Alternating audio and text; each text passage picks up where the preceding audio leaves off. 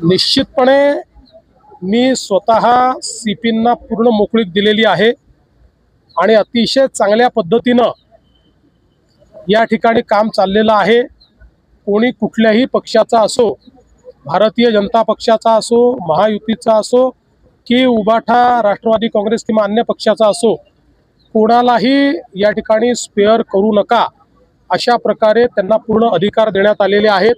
त्यामुळे मला असं वाटतं की ही जी काही गुन्हेगारी आहे आणि विशेषतः गुन्हेगारी करत असताना काही लोक त्याला जो राजाश्रय देण्याचा प्रयत्न करतात, वेगवेगळ्या पक्षात त्या ठिकाणी राजाश्रय देण्याचा प्रयत्न करतात, तर अशा सगळ्या गोष्टींना मोडून काढायचा आम्ही या ठिकाणी निर्णय घेतलेला आहे। आणि सगळ्यात महत्त्वाचं आहे की कोणाचा काही पास्ट असो, पण आता जर कोणी गुन्हेगारीमध्ये जात असेल किंवा गुन्हेगारीत आढळेल तर त्याला आम्ही सोडणार नाही।